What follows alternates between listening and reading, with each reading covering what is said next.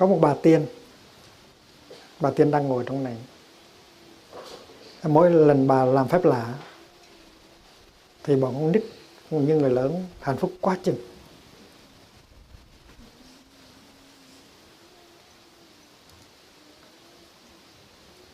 Có ai nhớ chuyện Tấm Cám không? Ông Bụt hiện ra. Khi mà bà tiên có chiếc đũa phép mà làm phép ra thì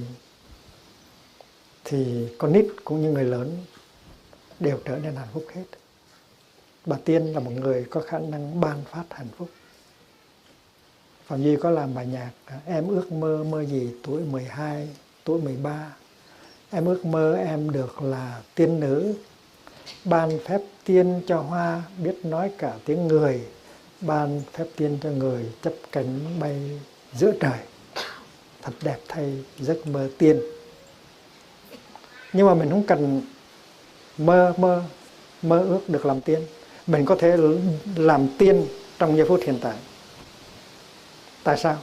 Tại vì mình có thể ban phát hạnh phúc được ngay trong giây phút này. Mình chỉ cần mỉm cười một cái với người kia là người hạnh phúc liền.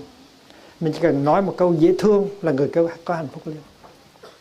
Mình chỉ cần phát khởi được một tư tưởng từ bi, hiểu biết là mình có hạnh phúc liền. Mỗi chúng ta đều có thể chế tác được 3 cái để tạo hạnh phúc cho mình và cho người khác ngay trong giây phút hiện tại. Nghĩa là mỗi chúng ta đều có thể là một bà tiên trong giây phút hiện tại, mà không cần phải lên núi tu 3 năm mới thành tiên. Chỉ cần tới lần mai chơi vài ngày là có thể thành tiên được rồi. Trước hết là phải biết thực tập chánh tư duy. Chánh tư duy tức là một sự thực tập trong 8 sự thực tập của Bát Chánh Đạo. Chánh tư duy tức là tư duy như thế nào mà nó đi vào cái con đường hiểu biết và thương yêu và không kỳ thị. Một cái tư tưởng mà không có hận thù, không có kỳ thị, không có giận hờn.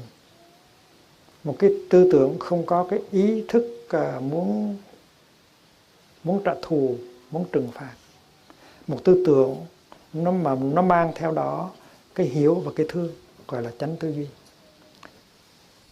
Mỗi ngày chúng ta phát khởi bao nhiêu là tư tưởng, và có những tư tưởng nó mang nặng sự lo âu, sự hận thù, sự hờn giận. Và mỗi khi chúng ta phát khởi ra một tư tưởng có hận thù, có hờn giận, thì cái tư tưởng đó nó tàn hoại cái tâm ta, và nó tàn hoại người kia, tàn hoại thế giới. Cái đó gọi là tà tư duy. Mà chúng ta người nào, nhất là khi mình làm học trò của Bụt, học trò của Thầy, thì mình biết cách chế tác một cái tư tưởng theo cái hướng chánh tư duy. Một cái tư tưởng trong đó có hiểu và có thương. Mà có hiểu và có thương thì không có sự trách móc, không có sự kỳ thị. Mà làm sao có hiểu và có thương? Mình chỉ cần nhìn người đó. Mình chỉ cần một vài phút để nhìn người đó và thấy được những cái khó khăn, những cái nỗi khổ, niềm đau của người đó. Từng đó là đủ rồi. Nhìn một người đó là bố mình, là mẹ mình, con trai mình, con gái mình, vợ mình, chồng mình, ông mình, bà mình, bạn của mình. Nếu mình biết cách nhìn với chánh niệm mà mình thấy được cái nỗi khổ, niềm đau và khó khăn của người đó, thì tự nhiên cái tư tưởng muốn trừng phạt, cái tư tưởng ghét bỏ nó sẽ bay đi mất liền lập tức. Và tự nhiên nó có cái ý muốn nói một cái gì đó, muốn làm cho người một cái gì đó để cho người kia bớt khổ. Mà chỉ cần 1 phút thôi, hoặc là nhiều lắm là 2 phút, mà nhìn thôi. Mà nhìn sao để thấy được những khó khăn, những nỗi khổ niềm đau của người đó. Mà thấy được rồi thì tự nhiên không có ghét người đó nữa, không có giận người đó nữa, và sẽ không bao giờ nói hay làm cái điều gì đó làm cho người đó khổ nữa. Nó không có khó lắm. Chỉ cần nhìn vào ông xã của mình và thấy được những cái khổ đau khó khăn của ông xã của mình, thì tự nhiên mình thương liền, mình không còn giận ông xã của mình. Chỉ cần nhìn vào bà xã của mình và thấy được những cái khó khăn, những khổ đau của bà xã của mình thấy tội nghiệp liền lập tức, cái từ bi, cái hiểu và cái thương nó phát sinh liền lập tức. Và tự nhiên mình phát khởi ra một cái tư duy có hiểu và có thương. Và khi mình phát khởi ra một cái tư duy có hiểu và có thương, thì tự nhiên thân mình nó nhẹ nhàng, tâm mình cũng nhẹ nhàng, và cái người kia sẽ cảm thấy rằng cái năng lượng mình là năng lượng lành, năng lượng thương yêu, và người kia sẽ bớt khổ. Đó là một cái mà mình có thể ban phát được. Mình làm một bà tiên ngay trong giây phút hiện tại, mình ban phát một cái tư tưởng hiểu và thương. Ai mà không làm được điều đó? Chỉ cần ngồi yên, người đó có đó hay không có đó mình cũng có thể nhìn được. Mình sẽ thấy tội nghiệp người đó. Người đó có những cái nỗi khổ, niềm đau, có những cái bế tắc, cho nên người đó đã nói, đã làm những cái điều có thể làm cho mình khổ. Nhưng mà người đó là nạn nhân của những nỗi khổ, niềm đau của người đó. Người đó vì không biết tu, cho nên không có xử lý được những cái nỗi khổ, niềm đau của người đó. Và người đó phải khổ, và người đó không có muốn làm cho mình khổ, nhưng mà rốt cuộc vẫn làm cho mình khổ. Người đó là nạn nhân thứ nhất của những khổ đau, khó khăn của người đó. Mình chỉ là nạn nhân thứ hai thôi. Khi mà mình đau khổ mà mình không có biết xử lý nỗi khổ, niềm đau của mình thì mình khổ. Và tự nhiên mình làm cho người khác phải khổ, dù người đó là người thương của mình. Không phải là mình cố ý làm cho người đó khổ, nhưng mà tại mình khổ quá, cho nên cái khổ mình nó trào ra, và nó vung vãi ra xung quanh. Và khi mình nhìn cái người kia mà mình thấy được cái nỗi khổ, niềm đau, khó khăn, bế tắc của người đó, và thấy rằng người đó không có khả năng xử lý được cái khổ của họ, thì mình không có muốn trừng phạt nữa, mà mình muốn làm cái gì đó, nói một cái gì đó để giúp cho người đó bớt khổ. Thì lúc đó chất liệu từ bi, chất liệu hiểu biết nó dâng lên trong trái tim mình hết khổ liền lập tức, và mình trở thành một bà tiên. Chỉ cần 2-3 phút là mình trở thành bà tiên lên. Mình nói một câu: tội nghiệp anh quá. Em biết là anh đã từng khổ đau rất là nhiều, khó khăn là nhiều trong mấy năm qua. Em đâu muốn làm anh khổ đâu. Tại vì em chưa thấy được những cái nỗi khổ, niềm đau của anh, cho nên em mới phản ứng như vậy. Em dại lắm. Cái mục đích của em đâu phải là làm cho anh khổ. Nhưng tại vì em ngu ngốc, em có thấy được những cái nỗi khổ, niềm đau của anh, khó khăn của anh, cho nên em mới trách cứ, phản ứng một cách vụng về. Bây giờ em thấy được rồi, nhưng mà chưa chắc em đã thấy hết. Vậy thì anh giúp em đi. Anh nói cho em nghe thêm về những cái nỗi khổ, niềm đau, khó khăn, bế tắc của anh để em hiểu. Em hiểu rồi thì em sẽ không có phản ứng dại dột như ngày xưa nữa. Anh giúp em đi. Nói như vậy là người kia bớt khổ liền. Mà mình có thể nói được như vậy, mình có thể làm bà tiên. Những cái tư tưởng của mình phát hiện ra là một phép lạ. Những cái lời nói mình nói ra là một phép lạ. Chỉ cần 1 phút, 2 phút và nói được như vậy từ trái tim, thì người kia bớt khổ liền lập tức.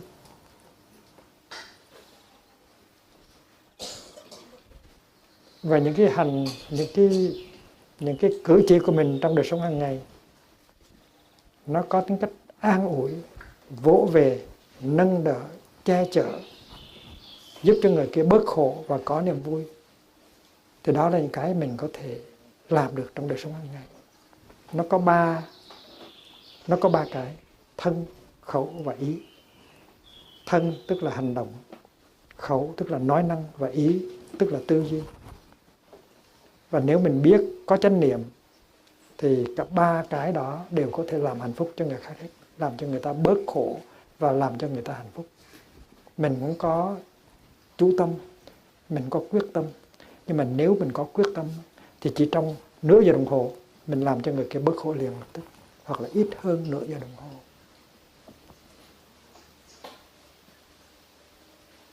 Trong 5 giới mình có cái giới thứ tư, gọi là giới ái ngữ và lắng nghe. Ái ngữ là nói những cái lời thương yêu và hiểu biết. Mình thấy được những cái nỗi khổ, niềm đau, những cái bế tắc, những khó khăn của người đó, thấy được rồi. Mình tội nghiệp người đó, mình nói ra một cái câu, thì tự nhiên người kia bớt khổ liền, và mình trở thành tri kỷ của người đó. Mình trở thành người tri kỷ đích thực của người đó. Tại vì thương nhau mà không hiểu nhau thì chưa phải là thương nhau. Mà hiểu nhau, đây á, trước hết là hiểu những cái khó khăn, những cái khổ đau, những cái bế tắc của nhau. Cho nên nếu mình sống với nhau mà mình có con mắt quán chiếu, có tu, thì mình để ý, mình nhận diện ra được những cái khó khăn, những cái khổ đau, những bế tắc của người kia. Và nếu mình chưa thấy hết thì mình phải hỏi. Ví dụ bố mình có thể đã đi qua những cái giai đoạn khó khăn, khổ đau, bế tắc. Đôi khi bố mình chưa bao giờ nói cho mình về những cái khó khăn, khổ đau, bế tắc đó. Tại vì mình không có thời giờ để nghe. Mình lo những cái chuyện khác, đi kiếm hạnh phúc từ những cái chỗ khác.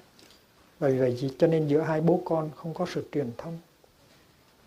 Bây giờ mình học được bài học này rồi, về có một bữa nào đó bố đang uống trà, mình ngồi một bên bố không có nói gì hết, ngắm bố thôi. Rồi tự nhiên mình nói: bố ơi, con muốn nghe bố kể lại chuyện ngày xưa, những khó khăn, những khổ đau, những bế tắc của bố. Con muốn học, con muốn nghe, con muốn hiểu bố. Lâu nay con đã từng phản ứng cứng đầu, nghe lời bố, làm ngược lại những cái điều gì bố muốn con làm. Tại vì con không có hiểu được bố. Nhưng bây giờ con biết rằng đó là cái sự ngu si. Con muốn bố kể cho con nghe về những khó khăn, những khổ đau, những cái bế tắc của bố. Và nếu mà mình có cái lỗ tai có thể lắng nghe, đó là lỗ tai của Đức Bồ Tát Quan Thế Âm. Mình có lỗ tai đó chứ không phải không có đâu, nhưng mà mình có chịu sử dụng thôi, không có biết xài cái lỗ tai đó. Cái lỗ tai của Đức Quan Âm người nào cũng có hết. Và nếu mình nghe được nửa giờ đồng hồ, 1 giờ đồng hồ thì người kia bớt khổ rất là nhiều. Và cái truyền thông nó được thiết lập lại rất là dễ dàng. Và nó như một phép lạ. Trong những cái khóa tu của mình cho người Tây Phương ở Châu Châu cũng như ở Mỹ Châu luôn luôn mình được học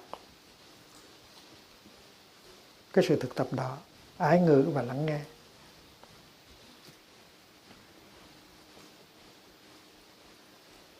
Khi mình sử dụng ái ngữ, tức là nói những cái lời nói dịu dàng, có hiểu, có thương, và lắng nghe mà không có phản ứng, không có chỉ trích, thì tự nhiên mình tái lập lại được cái truyền thông. Và mình có thể hòa giải với người đó rất là dễ dàng.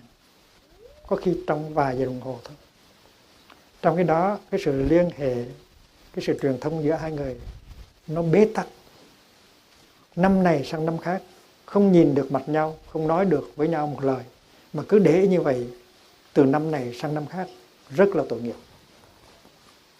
Mà nếu biết thực tập thì ngồi trong một vài giờ đồng hồ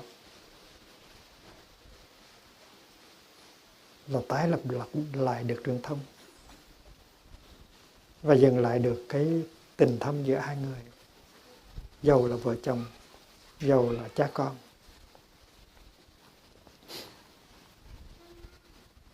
Thầy nhớ có cái khóa tu đó ở bên Đức, Oldenburg. Đến ngày thứ 5 thì mình nói rằng là chúng ta đã tu tới ngày thứ 5 rồi. Thì bây giờ đây, chiều nay là quý vị phải đem cái đó ra thực tập. Nếu quý vị có khó khăn với người kia có thể là bà vợ của mình, hay ông chồng của mình, hay là người anh của mình, người chị của mình, hay là bố của mình, thì đây là lúc mà quý vị phải đem ra để thực tập. Nếu người kia đang ở trong khóa tu thì nó dễ quá, tại vì người kia đã tu 5 ngày rồi, cái thân và cái tâm nó đã nhẹ xuống rồi, những cái hạt giống tốt trong lòng đã được tưới tẩm rồi, có khả năng hiểu và thương được rồi, thì rất là dễ. Quý vị hãy áp dụng cái phương pháp đó, lắng nghe nhau và nói với nhau những cái lời có hiểu và có thương để mà tái lập truyền thông, để mà hòa giải. Nếu người kia không có mặt trong khóa tu thì quý vị được phép sử dụng điện thoại.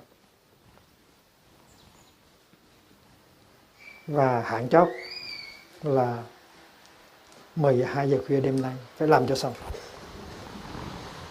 Khóa tu nào cũng vậy hết, bên Mỹ hay là bên Hồng Kông hay là Macau hay là Hán Thành, Đông Kinh đều thực tập như vậy hết. Tới ngày thứ 5 là phải áp dụng.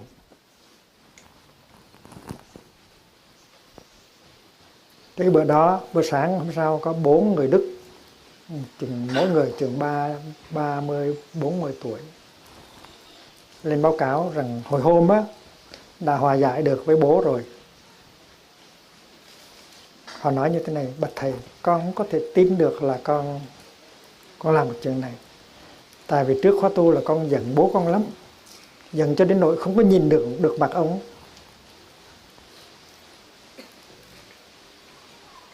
không có nói được với một cái lời nhẹ nhàng nữa. Vậy mà tu 5 ngày rồi, con cũng chưa tin rằng con có thể làm được chuyện đó.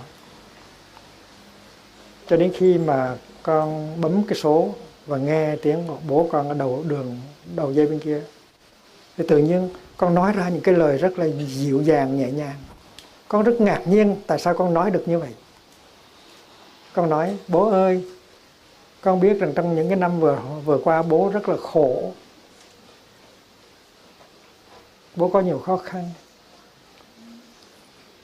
mà tại vì con không có hiểu cho nên con làm cho tình trạng càng ngày càng khó. Con đã phản ứng lại một cách cứng đầu, giận dữ. Con xin lỗi bố. Cái đó là tại vì con chưa thấy được những cái khó khăn, những nỗi khổ niềm đau của bố. Bố phải giúp con, bố phải nói cho con biết những khó khăn, những nỗi khổ niềm đau của bố. Nếu bố không có giúp con thì ai giúp con được? Giúp con đi bố, nói đi. Nói được như vậy, và nói một cách rất là tự nhiên, không cố gắng gì hết. Tại vì sao? Tại vì trong 5 ngày kia đã thực tập lắng nghe và nhìn kỹ và thấy được cái nỗi khổ niềm đau của bố mình rồi, của người kia rồi. Cho nên đến lúc mà gọi điện thoại, tự nhiên nói được như vậy. Và ông kia ông khóc, ông cha ông khóc. Tại vì con trai của mình chưa trong bao nhiêu năm không có nói được với mình một cái câu như vậy. Và ông bắt đầu ông nói, và hai cha con sau 1 giờ rưỡi nói chuyện với nhau, hòa giải được. Và đứa con nói sau khóa tu con sẽ về thăm bố. Đó là một phép lạ mà nó xảy ra trong tất cả các khóa tu, dầu ở Âu Châu hay Mỹ Châu hay Á Châu. Và nếu người ta làm được thì mình làm được. Người ta là gốc Thiên Chúa giáo, gốc Do Thái giáo, mình là gốc Phật giáo mà mình làm được thì rất có ốt dột, mắc cỡ. Và cố nhiên là có rất là nhiều người họ hòa giải được rồi, nhưng mà họ mắc cỡ không lên báo cáo thôi. Sử dụng ái ngữ và lắng nghe để tái lập truyền thông, để hòa giải với nhau là chuyện có thể làm được. Và chấm dứt cái thời gian hai bên không có nhìn mặt nhau, và lấy đi cái sự bế tắc từ lâu nay. Vì vậy cho nên tư duy như thế nào để mình có thể có thể chế tác được cái chất hiểu và chất thương, là cái chuyện mình có thể làm được. Và trong đạo Bụt đó, mình biết rất rõ ràng là nếu mình có thì giờ nhìn cho kỹ và thấy được những cái khổ đau, những cái khó khăn của người kia, những bế tắc của người kia, và cái thói quen, cái tập khí của người kia chưa thoát ra được, thì tự nhiên mình tội nghiệp liền. Và mình không có giận nữa, mình có thể tha thứ được liền. Và mình muốn nói một cái gì đó, làm cái gì đó để cho người đó bớt khổ. Cho nên cái chánh tư duy nó rất là quan trọng. Chánh tư duy có hiểu và có thương, tự nhiên nó làm cho mình khỏe ra, làm cho mình hết khổ liền. Còn nếu mà mình còn khổ thì làm sao giúp người kia được? Anh chưa biết bơi thì làm sao anh cứu người chết đuối được? Cho nên trước hết mình phải khỏe, mình phải có tình thương, mình có thể giúp được người kia.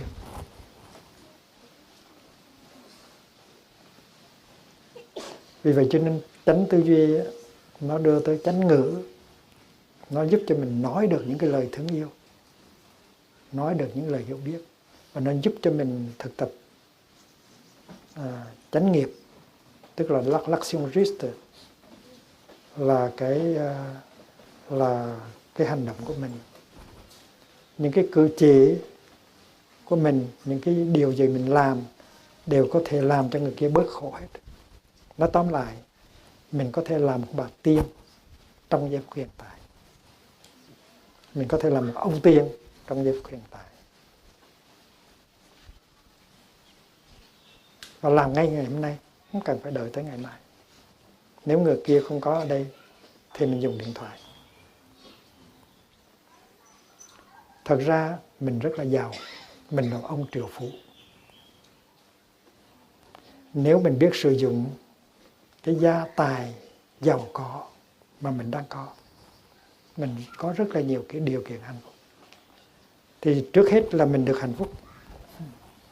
Ngồi cũng hạnh phúc, đi cũng hạnh phúc, ngồi ăn cơm cũng hạnh phúc, đứng rửa bát cũng hạnh phúc, chải răng cũng hạnh phúc, giặt áo cũng hạnh phúc, rửa bát cũng hạnh phúc.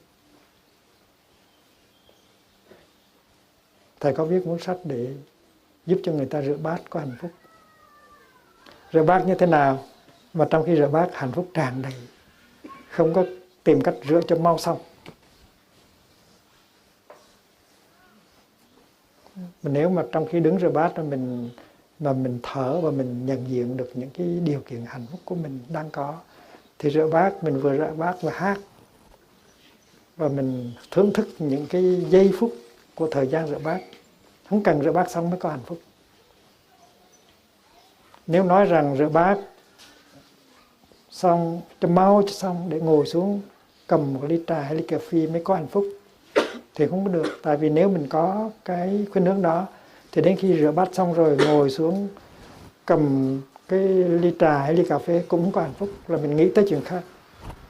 Vì vậy cho nên mình sẽ đi vòng vòng, không bao giờ có hạnh phúc hết. Cho nên cái pháp môn tu của mình đó là khi đi phải có hạnh phúc. Dầu là đi từ cái parking của mình cho tới cái chỗ mình làm việc, đi từ cái lều của mình cho tới cái cầu tiêu của mình, phải đi như một người có hạnh phúc, phải đi như Bụt, phải đi như Bồ Tát. Mỗi bước đều có hạnh phúc hết. Mà chuyện đó có thể làm được. Mình đang sống, mình đang đi những bước chân trên cái hành tinh này, đó là một phép lạ. Thành cái phương pháp thực tập này là phương pháp thực tập hạnh phúc và ban phát hạnh phúc.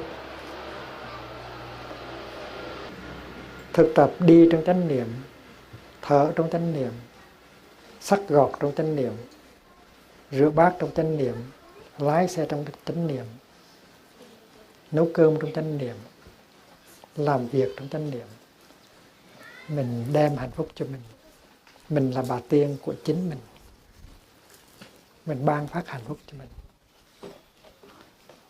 Thì lúc đó mình có khả năng ban phát hạnh phúc cho người khác. Tất cả những tư tưởng mình chế tác, tất cả những lời nói mình nói ra, tất cả những việc gì mình làm đều có thể làm cho người xung quanh có hạnh phúc. Và điều đó ngay ngày hôm nay, mỗi thầy đều là một bà tiên, mỗi sư chú đều là một bà tiên, mỗi sư cô đều là một bà tiên, mỗi anh chị cư sĩ đều là một ông tiên, một bà tiên hết. và chúng ta có thể làm hạnh phúc cho người xung quanh ngay hôm nay. Không phải là chỉ nấu một món ăn ngon mới là ban phát hạnh phúc. Có nhiều phương pháp nữa. Một cái nhìn, một cái chú tâm, một cái nụ cười, một cái sự lắng nghe, một cái sự biểu đồng tình, một cử chỉ đều có thể ban phát hạnh phúc hết. Đó là sự thực tập của mình.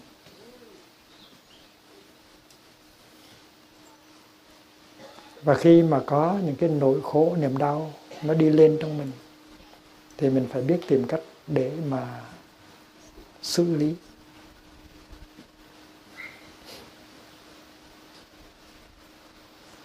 Trong đời sống hàng ngày, khi mà có những nỗi khổ, niềm đau đi lên thì người ta thường hay chạy trốn.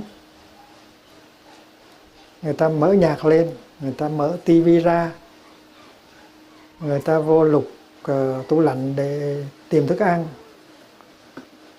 Người ta làm đủ cách để khỏi phải tiếp xúc với nỗi khổ niềm đau ở trong lòng. Đè nén, khỏa lấp, đó là cái sự thực tập của người đời. Còn người tu không có dại dột như vậy.